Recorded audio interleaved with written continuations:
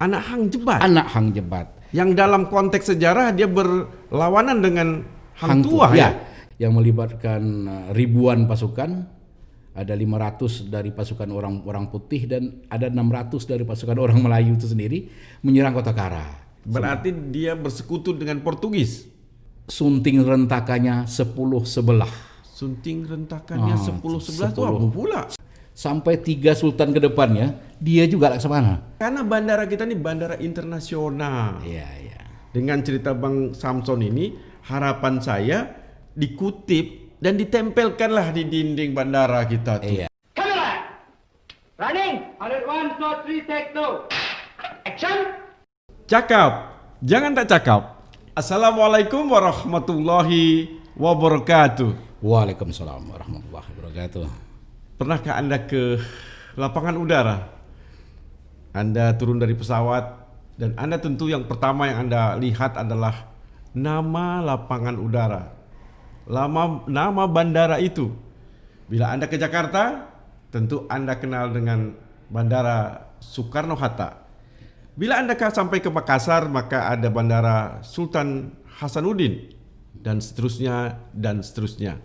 Maka bila bicara bandara selalu bicara tentang nama-nama pahlawan atau nama kota atau daerah itu sendiri. Lalu sampailah kita ke Batam. Maka di situ orang kenal dengan nama bandara Hang Nadim. Berbeda dengan airport-airport lainnya, biasanya nama bandara itu sejarahnya tertulis di airport tersebut. Tetapi bila sampai di Hang Nadim, sampai hari ini rasa-rasanya belum tertera sejarah Hang Nadim. Maka hari ini saya mengajak podcast Suara Hardi bersama seorang sejarawan, budayawan, sastrawan, pokoknya orang-orang yang hidup di atas awan. Dan hari ini selamat datang Bang Samson Rambah Pasir. Iya, terima kasih. Iya, saya memang sebut abang tadi banyak sekali. Ada sejarawan, budayawan, sastrawan, dan wan-wan lain. Iya. Sebenarnya abang nih di wan yang mana? Ya baiklah, terima kasih. Assalamualaikum warahmatullahi wabarakatuh. Waalaikumsalam warahmatullahi wabarakatuh. Berbahagia sekali saya diundang ke Suara Hardi. Saya selama ini melihat di tayangan-tayangan lain, bila saya diundang, cuma mau diminta hidung tak mancung, pipi itu song-song. Sekarang yang tersorong-sorong tuh adalah masker. Itu ya. Jadi terima kasih Bang Ardi atas diundangnya di sini. Karena saya menganggap acara ini memang sangat-sangat potensi untuk menginformasikan hal-hal yang untuk membangun peradaban. Iya. Ya, kembali ke tadi pertanyaan kita, Hang Nadim ya. Hang Nadim. Saya awali dengan sebuah cuplikan puisi. Hang Nadim Imbang Jaya Admiral de Almeida yang menghadang skoci Portugis masuk ke wilayah perairan Melayu yang pada masa itu adalah Kerajaan Melayu. Jadi sekitar 1511 kita tahu bahwa Kerajaan Melayu yang berpusat di Melaka ini runtuh oleh serangan Portugis. Dengan demikian Sultan Mahmud Shah I pada masa itu pindah ke Kota Kara. Kota Kara itu di arah Bintan sekarang. Nah, ketika dia memerintah dan mengendalikan untuk kembali merebut Kota Melaka itu, laksamananya adalah Hang Nadim. Hang Nadim. Berarti Hang Nadim berasal dari Kota Melaka. Pada awalnya dia berkhidmat di Kota Melaka. Berkhidmat di Kota Melaka. Iya. Tapi kalau asal usulnya dari mana? Dari Bintan. Dari Bintan. Dari Bintan. Dengan Jadi, kata lain dia lahir di Bintan? dia lahir di Bintan dan meninggal di Bintan. Meninggal juga di Bintan. Iya, meninggal juga di Bintan. Ini satu sejarah, Iya. catatan sejarah yang harus saya yang paling tidak mengetahuinya. Tapi kalau kita bicara Nadim, Bang Samson, Iya. katanya ada anak kecil Nadim yang mati pada saat Singapura dilanggar Toda. Iya, ada juga, ya. Ada yang Hang Nadim yang nanti abang sudah mulai kupas. Iya, betul. Tapi yang ngetop sekarang Nadim Makarim, bos Gojek yang sekarang Iya, jadi Menteri Pendidikan. Mas Nadim. Mas Menteri. Ya, Mas Menteri. Saya ingin memberitahu hal ini. Inilah terjadi kocar kacir orang memahami siapa Nadim sebenarnya. Iya, sebelum sampai ke Nadim yang menjadi tema kita, saya ingin menceritakan pertama Hang Nadiem ataupun Nadiem Makarim, nggak usah saya ceritakan lagi. Iya, orang Kita sudah sudah tahu, tahu ya. Mas Menteri kita, Mas Menteri Menteri. Pendidikan dan Kebudayaan. Yang kedua Nadiem yang pada masa itu Singapura itu dilanggar Toda. Ketika dilanggar Toda, banyaklah orang yang meninggal ditikam oleh Toda.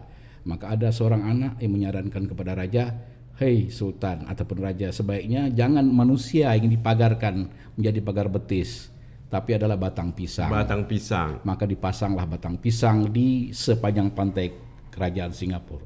Banyaklah ikan toda yang tercacak di batang pisang tadi. itu. Selamatlah negeri Singapura. Lantas Tapi bukan Nadiem itu ya? bukan. Bukan. Itulah ceritanya. Lantas Nadiem tersebut dihukum buang ke daerah perairan antara Singapura dengan Batam. Di tengah-tengahnya. Ya, karena dia dianggap kalau sudah besar nanti lebih pintar, bahaya nih kata raja. Itulah sekarang ada batu berantai yang kita sebut dengan batu malang ataupun batu berantai. Kita tidak membicarakan itu. Sekarang Hang Nadiem. Nah, kalau begitu memang ketiga Nadiem ini orang-orang hebat Orang semua. hebat, itu udah duo Nadiem kan? Nah, tapi Orang saya pintar. hari ini ingin mengetahui cerita Hang Nadiem karena tadi hampir semua di airport Ya. itu orang menulis sejarah nama, kenapa diberi nama airport itu, bandara itu dengan nama itu. Iya, iya, iya. Nah, di Bandara Batam belum ada. Belum Maka ada sayangnya. waktu saya bersama teman-teman mendarat di Batam Ya. dan orang bertanya ke saya, Hmm. Hang Nadiem itu siapa? Iya, iya. Maka saya tanya, Hang Nadiem itu siapa, Bang Samsul? Baik, ya, ya. Hang Nadiem yang diabadikan namanya sebagai bandara di Bandara. Batam adalah Laksamana Hang Nadiem. Beliau ini kelahiran Bintan, kemudian berkhidmat di Kerajaan Melaka, Kerajaan Melayu Melaka, yang pada masa itu Bintan itu termasuk dalam wilayah Kerajaan Melaka. Pada sekitar tahun berapa? Iya. Yang jelas 1511 1511. Kota Melaka jatuh. Laksamana terakhirnya Khoja Hasan. Khoja Hasan meninggal, dihukum meninggal karena mengkhianat kepada bendaharanya Tun Mutahir, maka digantikan oleh Hang Nadiem. Hang Nadiem ini dan mengikut Sultan Mahmud ke Kota Kara itu 1511. Nah, itulah dari 1511 itu kita 1513 Sultan Mahmud Shah I memerintahkan kepada Hang Nadiem untuk membawa pasukan dari Kota Kara merebut kembali Kota Malaka. Iya, tapi ini agaknya lah Bang Samson, kita cerita nih sepertinya langsung Hang Nadiemnya udah besar. Iya, iya. Hang Nadiem sudah besar dan memimpin tadi. Tapi saya nak tahu Hang Nadiem dari kecilnya itu bagaimana ceritanya. Oh, iya, iya. Anak siapa Hang Nadiem ini? Hang Nadiem ini adalah anak daripada Hang Jebat. Anak Hang Jebat. Anak Hang Jebat. Yang dalam konteks sejarah dia berlawanan dengan Hang Tuah ya. Jadi ketika Hang Jebat bertikam bunuh di istana Sultan Mansur Shah pada waktu di Melaka, karena ada sesuatu dan lain hal, maka meninggallah si Hang Jebat. Pada masa Hang Jebat meninggal ini, Hang Nadiem ini masih di dalam kandungan orang tuanya. Dalam kandungan. Masih dalam kandungan. Berarti dia tidak pernah melihat Hang Jebat sebagai ayahandanya. Tak pernah ya. Jadi istri dari Hang Jebat ini namanya Tun Emas Jiwa. Tun Emas Jiwa. Ya, Tun Emas Jiwa ini adalah anak daripada Hang Tuah. Jadi istri Hang Jebat, Anak daripada Hang Tuah. anak daripada Hang Tuah. Ya. Dengan demikian anak dari Hang Jebat sekaligus cucu daripada Hang Tuah. Oh, sebab itulah setelah Ya. wafatnya Hang Jebat, dengan dalam kutip mungkin ada peristiwa yang menjadi catatan sejarah kita, Iya. maka diambillah cucunya tadi ya oleh Ya. kakeknya. Oleh kakeknya. Dan dibesarkan, dididik sebagai seorang satria, diajar sebagai seorang pemimpin, maka pada akhirnya ketika Hang Tuah tidak lagi menjabat Laksamana dan digantikan Khoja Hasan, jatuhlah pilihan Sultan untuk mengangkat Hang Nadiem karena dia adalah kaderisasi juga rupanya kan. Jadi dari Hang Tuah kemudian ke Khoja Hasan, Khoja Hasan, setelah Khoja Hasan Hang Nadiem. Hang Nadiem. Hang Nadiem. Berarti kalau lihat etapenya tadi, Iya. Hang Nadiem pun dalam usia muda. Masih muda ya. Oh, kalau dalam sejarah itu dikatakan pada masa dulu 20-an itu sudah menjadi orang hebat. Pada zaman itu. Pada zaman itu kita tahu bahwa Sultan Mahmud Riayat Shah Salatiga yang sekarang namanya diabadikan menjadi masjid di Batam ini. Masjid Besar Batam, Masjid Batam itu bahkan ditabalkan menjadi sultan umur 1 tahun lebih. Tetapi umur 15 tahun sampai 20 tahun barulah dia diajar terlibat langsung, 20 barulah diberikan kekuasaan sepenuhnya. Ya karena terahnya. Ya. Nah kita balik lagi ke Hang Nadim. Betul. Berarti pada posisi yang disebut dengan adanya regenerasi itu dia menjabat sebagai apa? Waktu itu dia bagian dari pasukan kerajaan. Ya waktu itu kan kerajaan itu, kalau sekarang di Indonesia kita mengetahui bahwa angkatan darat itulah yang menguasai, karena waktu sekarang ini itulah yang dominan. Padahal itu angkatan laut, dia bagian dari angkatan laut itu. Berarti kalau kita sebut-sebut dia kepala staf angkatan laut atau lebih daripada itu? Karena dalam sejarah kita kan tidak bisa menduga Bang ya. Dalam sejarah yang disebut itu jabatan-jabatan laksamananya saja. Di bawah-bawah itu kita tidak mendapatkan teks yang menjelaskan. Tapi kalau laksamana itu kepala staf lah. Ya. Kalau pada itu ya kepala staf angkatan laut lah kan. Ya, misal. Cuman begini. Selain angkatan laut waktu itu angkatan darat dia tidak disebut juga kan. Tapi ada. Begini Bang ya, waktu perintah kedua dari Sultan Mahmud untuk merebut kota Melaka, Laksamana Hang Nadim ini memimpin angkatan lautnya, sedangkan angkatan daratnya itu dipimpin oleh yang lain, yaitu Narasinga. Nah, Narasinga ini adalah orang dari kerajaan Rengat yang sekarang jadi Rengat, yaitu Indragiri. Tapi Indragiri itu waktu masa itu di bawah kekuasaan Melaka, maka bisa aja ditarik oleh Sultan, pimpin Anda pasukan daratnya, pimpin Anda pasukan lautnya kepada Hang Nadim. Kalau sekarang anggaplah negara bagiannya. Negara bagian ya. Pada masa itu luas kerja Melaka itu. Betul. Berarti Melaka diserang Portugis. Ya. Laksamana Hang Nadim berada di laut. Ya. Nah, apa yang terjadi pada saat itu? Ya. Ketika serangan-serangan dilakukan oleh tentara-tentara Melayu, maka pada masa itu kerajaan Melaka juga meminta bantuan kepada kerajaan Jawa dan Palembang. Maka dipimpinlah pasukan oleh Pati Unus. Nah, Pati Unus ini berkolaborasi dengan Hang Nadim untuk merebut kota Melaka. Yang mana kota Melaka sudah terebut, tetapi benteng yang dibangun oleh Portugis itu yang sekarang kita kenal benteng A Famosa itu yang tak berhasil direbut. Pelabuhan sudah direbut. Tetapi ketika pelabuhan sudah terebut, benteng belum terebut, datang pasukan bantuan dari Birma untuk melawan pasukan Hang Nadim. Berarti dia bersekutu dengan Portugis? Siapanya? Yang dari Birma ini? Dari Birma? Ya, karena waktu itu di Birma itu adalah markas besarnya Portugis itu di Birma pada waktu itu. Namanya pada masa itu Pegu kotanya. Pegu. Jadi kalau saya boleh mengulang, ini pelabuhan, Hang Nadim menyerang, tetapi tidak direbut, terus ada benteng, tidak dapat direbut, tapi di belakang Birma datang. Nah, tuh pasukan Portugis juga dari Pegu Birma datang.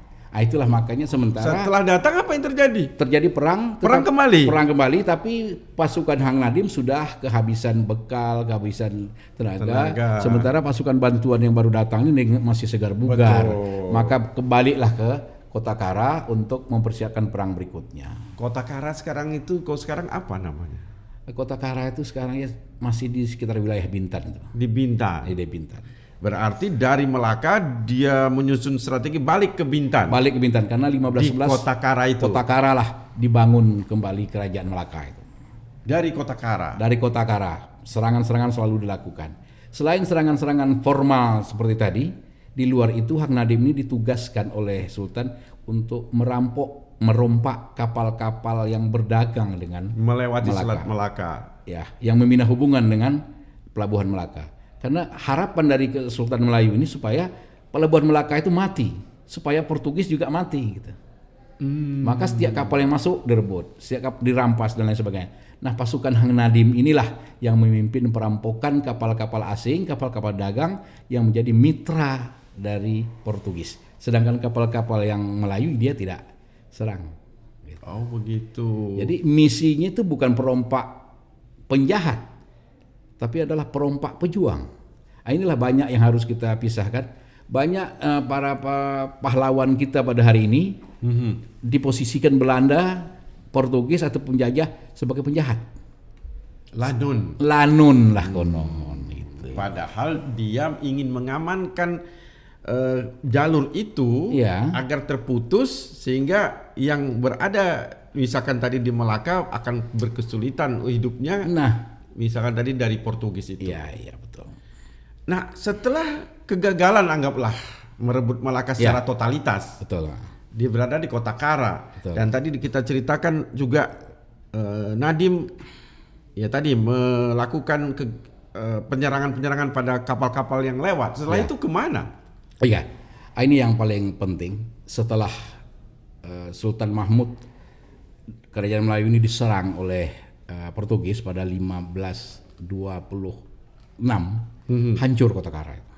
Diserang oleh? Oleh Portugis. Oh, dia sudah tahu di situ markasnya. Ya, karena dia merasa Hang Nadim ini atas perintah Sultan sangat mengganggu perairan Melaka itu.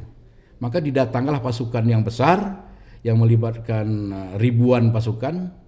Ada 500 dari pasukan orang putih dan ada 600 dari pasukan orang Melayu itu sendiri menyerang kota Kara. Efek dari Nadim yang Selalu mengacau di perairan. itu sehingga mereka merasa tidak nyaman. Tidak nyaman, ini harus ditumpas ke akar-akarnya. Maka mereka menyerang ke kota Kota Kara. Kara. Dan Maka- di situ Nadim berada di situ.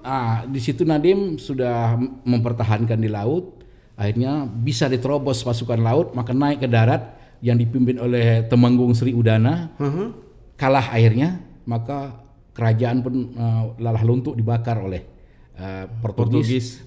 Kemudian Sultan dan keluarganya dengan selamat membawa pusaka-pusaka kerajaan sampailah ke Kampar. Kampar di sini tidaklah dalam definisi Kabupaten Kampar sekarang, Ya. tapi ada kerajaan Kampar yang sekarang posisinya di Pekantua di daerah Pelalawan. Daerah Pelalawan. Jadi disitulah Sultan membangun sebuah perkampungan disebutlah Pekantua. mengungsi Sana dan mengendalikan kerajaan Melayu ini melalui utusan-utusannya di Kampar. Di situ dia memimpin perjuangan. 1528 beliau pun meninggal, digantikan oleh anaknya Sultan Alauddin Riayat Shah II. Sultan Alauddin pun membawa diri dan Hang Nadim ke Bintan kembali. Disitulah Hang Nadim ini diberikan gelar oleh Sultan Alauddin Riayat Shah dengan gelar Lang Laut. Lang laut sebagai Iya. gelar Hang Hang Nadim. Nadim. Mungkin agaknya karena ada lang-lang itulah jadinya bandara ya. Agak-agak lah ya. karena ada. Kan ke situ. Hah, bukan? Iya, ada dua elang laut. Aha. Karena Hang Nadim ini identik dengan elang laut. Karena di lautan itu di perahunya ada elang. Gitu. Oh, Satu itu. pengertian. Pengertian yang kedua, lang-lang itu kita ngambil terminologi lang-lang buana. Orang yang bertualang, berkeliling, berpatroli. Maka ditugaskanlah dia berpatroli untuk mengawal negeri Melayu ini dari skoci Portugis. Maka setelah itu Sultan Alauddin pun pergi ke Pahang. Setahun di Pahang, 1529 dia bangun kerajaan Johor. Johor dimaksud di sini adalah Johor lama. Bukan Johor yang sekarang, bukan kerajaan Johor yang sekarang. Maka disitulah Hang Nadim terus ditugaskan sebagai lang-lang laut di perairan kerajaan Johor yang meliputi Johor, Singapura, Batam, Bintan dan sekawasan ini. Dialah diberikan wewenang bukan lagi laksamana, tapi lang-lang laut, berpatroli terus. Kalau sekarang nih Kak Laut tuh becukai lah. Mungkin lah. Tapi lebih daripada itu pasti. Lebih daripada itu. Karena ya. tadi kalau kita cerita tentu tidaklah dapat dimirip-miripkan atau disama-samakan Ya. dengan sekarang. Nggak bisa. Saya ucapkan tadi untuk membayangkan pendengar Betul. kita nih, Ya, terutama yang mungkin mohon maaf bukan orang Melayu, supaya dia mudah memahami Iya, cerita iya. ini. Ada tempat tinggi deh lah ya. Nah, itu deh. Jadi dia berpatroli, apakah dia tadi bersama angkatan lautnya, Ya, bersama bea cukainya mungkin sekarang, Ya. mungkin agak ada KPLP-nya juga lah. Nah, wakil dia, timbalan dia disebut dalam Tuhfatun Nafis. Tuhfatun Nafis ini karya besar Raja Ali Haji. Disebutkan itu Sri Bijadiraja. Sri Bijadiraja. Ya, kalau Hang Nadim ini nama kapalnya itu Dendang. Apa yang bisa digambarkan dengan kapal zaman dulu dengan dan kapal zaman sekarang? Sebagai gambarannya saya hanya mengambil teks dari Tuhfatun Nafis yang panjangnya 13 depa. 13 depa itu mirip-mirip 13 meter kali ya. Nah, Lebih. Berarti 13 depa itu agak semeter 25 lah ya.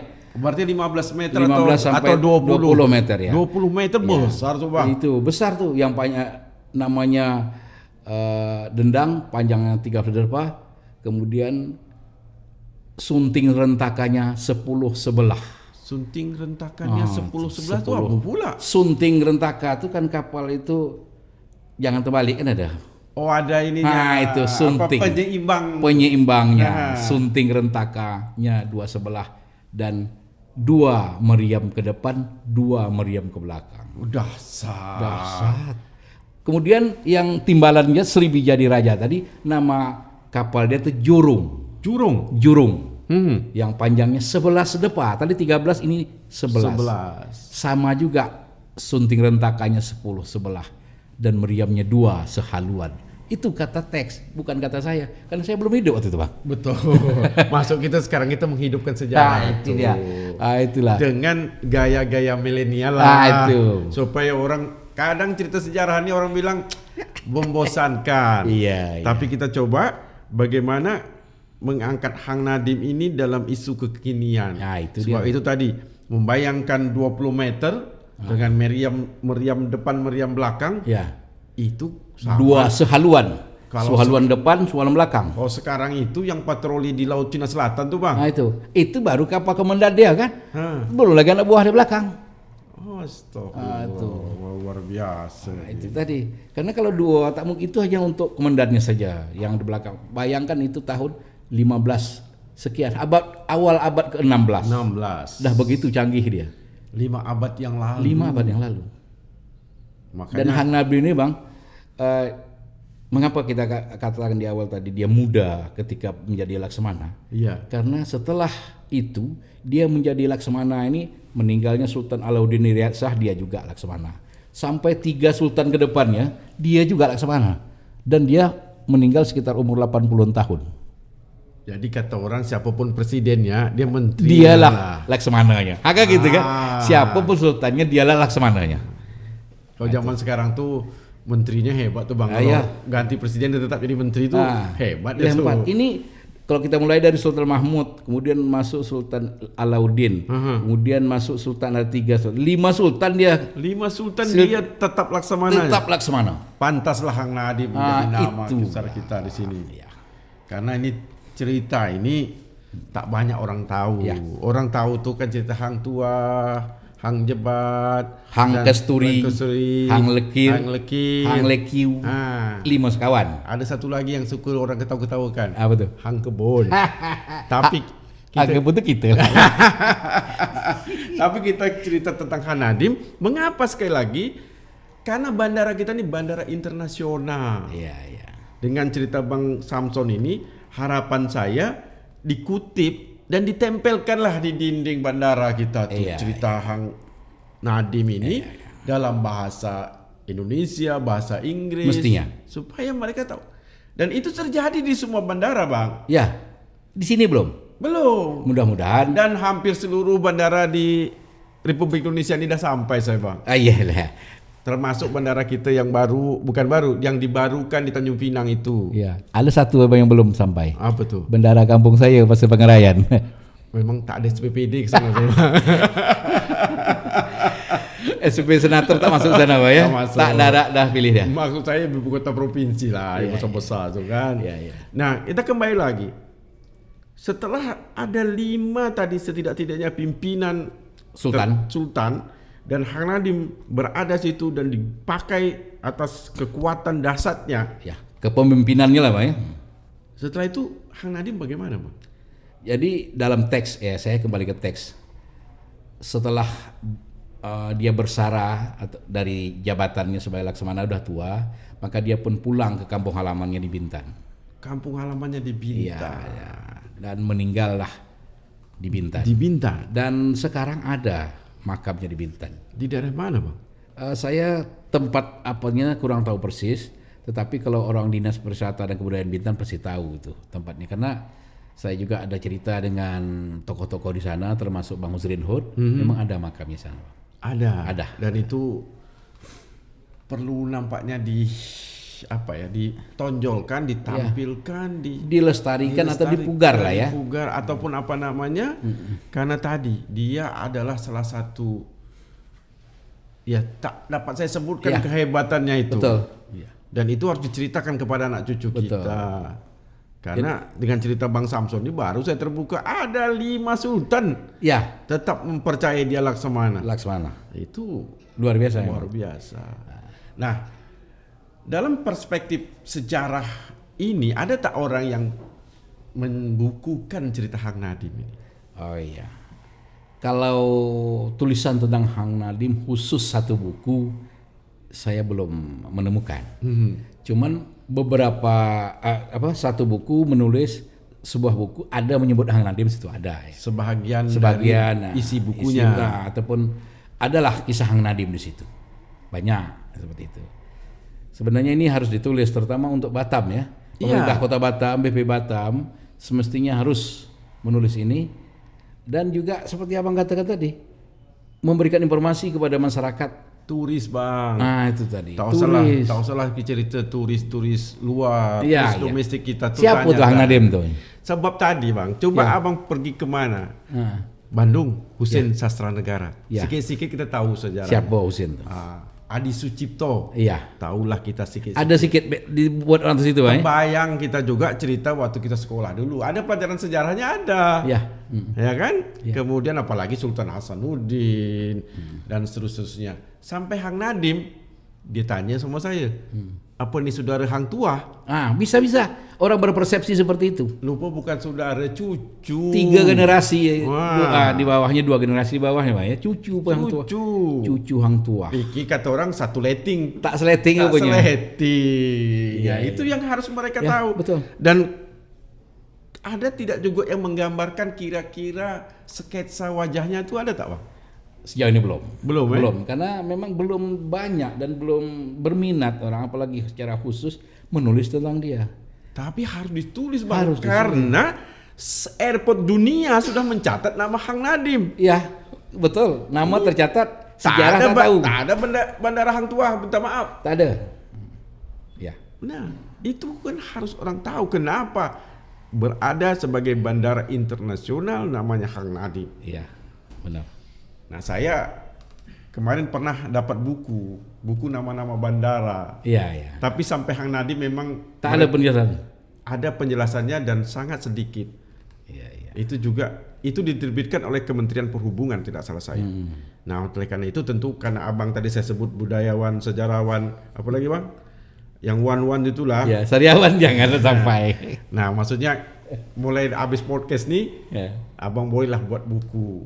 Oh ya. Untuk menceritakan Hang Nadim itu secara detail dari tadi lahir dan sampai wafatnya dan apa jasa-jasanya di tanah Melayu terutama seputaran Melaka sampai ke Bintan itu. Malah tadi ke Kampar kita cerita. Ya. Sebenarnya untuk tulisan pendek saya udah buat di Jantung Melayu. Di Jantung Melayu itu sebuah media online ya. Ketik Jantung Melayu nanti bisa masuk ke situ. Sekilas tentang perjuangan dan ulang Bang www pokoknya kalau di apa Jantung Melayu udah masuk. Jantungmelayu.com ya. Jantungmelayu.com. Dapat satu ceritanya. Tapi ya kalau dalam bentuk buku mungkin itu boleh dilaksanakanlah untuk ke depan ini. Ya, biografinya lah. Atau mungkin malah ada semacam apa tuh kalau kita turun ke airport leafletnya. Nah, ini penting. What is Hang Nadim? Hang Nadim. Maka hari ini saya coba membantu melalui podcast ini orang mengenal siapa Hang Nadim. Saya setuju tuh Bang yang kata Bang tadi. Orang banyak terjebak Hang Nadim ini bagian dari Hang Tuah, Hang yang 5 itu tidak. Jadi Hang itu ada 5, Hang Tuah, Hang Jebat, Hang Kesturi, Hang Lekir, Hang Lekiu. Ini satu angkatan. Nah, kemudian setelah angkatan ini bersara maka digantikan Koja Hasan untuk Laksamana. Koja Hasan bersara digantikan Hang Nadim. Berarti dua generasi setelah Hang Nadim, Hang Tuah. Hang Tuah tadi dan sahabat-sahabatnya. Ya. Ini agak lain sedikit. Kenapa panggilnya Hang? Oh iya. Ini agak berat pertanyaannya Bang ya. Tapi dari teks yang saya baca di dalam kebudayaan ataupun tamadun Melayu ini, tamadun kerja Melayu ini ada panggilan-panggilan khas di zamannya. Jadi hang ini panggilan khas di zaman itu untuk seorang satria. Setelah itu kita tidak ada mengenal lagi. Setelah Hang Nadim tidak ada lagi panggilan hang-hang itu. Itu jawaban yang pertama. Ada lagi bahasa Melayu Malaysia hari ini, hang itu kamu. Hang mana? Itu dialek-dialek tertentu, tapi saya kira tidak berkaitan dengan ini. Ini adalah dialek-dialek lokal di Malaysia yang menyebut hang itu adalah Anda atau kamu gitu. Atau mereka dulu mungkin secara tidak sengaja karena membaca ada sejarah-sejarah hang ini dan dia menghangkan dirinya. Nah, itu macam kita why dan sebagainya. Itu bahasa prokem Melayu lah. Tapi saya lebih tertarik yang pertama tadi. Sebab gini Bang, saya menghindarkan diri mengatakan, bicara dan menulis tentang sejarah berdasarkan opini saya. Maka saya harus merujuk pada teks. Yang saya ceritakan tadi tentang Hang Nadim itu teks utamanya adalah Tufatun Nafis. Sumbernya. Ya. Yang kedua Sulalatus Salatin. Sumber yang kedua. Ya, yang Tufatun Nafis ini karangan Raja Ali Haji. Sulalatus Salatin itu karya dari penulis kerajaan Johor waktu itu, yang dia juga seorang bendahara, Tun Sri Lanang. Nah, inilah dua buku utama, rujukan utama. Dan itu menunjukkan abang sejarawan. Karena kalau tak ada rujukan, namanya itu dongengan. Itulah. Hanya orang pandai berdongeng. Hang kebun lah gitu nanti. Tapi kalau ada rujukan, maka itulah yang dianggap sebagai karya sejarah yang ilmiah. Dan abang mempunyai kompetensi itu. Alhamdulillah. Cakap tentang sejarah tak habis-habis bang. Apalagi sejarah Melayu yang begitu hebat. Panjang. Tapi kalau cakap, jangan tak cakap, harus habis pula. Iya pula, jangan tak cakap kan? Untuk itu pesan apa bang dapat sampaikan kepada generasi muda tentang kehebatan Hang Nadim itu? Baik, terakhir, mengapa namanya Hang Nadim? Pertama, Hang Nadim itu dia adalah seorang Laksmana yang dulu mengawal negeri Melayu ini dari segala pengaruh-pengaruh buruk, terutama Portugis. Dibawalah menjadi nama bandara. Ini bukan kata saya, ini kata Pak Tenas Effendi. Almarhum. Yang beliau inilah menjadi rujukan otorita Batam pada waktu itu untuk menanyakan siapa yang cocok nama bandara kita. Saya pernah menanyakan itu, katanya dengan peran Hang Nadim untuk membendung segala pengaruh di zaman itu, dengan harapan bandara ini juga bisa, karena dia merupakan pintu gerbang masuk ke Batam, dia bisa memfilter pengaruh-pengaruh asing yang masuk ke Batam. Sebagaimana Hang Nadim melaksanakan tugas itu mengawal negeri Melayu pada zaman kerajaan. Jadi kita harapkan kepada generasi muda umumnya, dan khususnya lagi orang-orang yang menulis dan menekuni sejarah, marilah kita informasikan kembali siapa itu Hang Nadim, kita kenal kembali semangatnya, dan tidak ada lagi pertanyaan siapa itu Hang Nadim yang jadi nama bandara.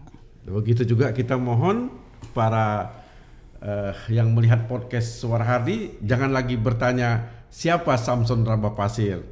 Karena hari ini yang kami adakan adalah memang seorang budayawan dan sejarawan yang mengangkat cerita-cerita dahulu atau sejarah-sejarah dahulu berdasarkan rujukan-rujukan yang dapat dipercaya. Terima kasih Bang Samson. Sama-sama. Cakap kita memang harus akhiri, tapi cakap jangan tak cakap akan terus kita lakukan. Baik.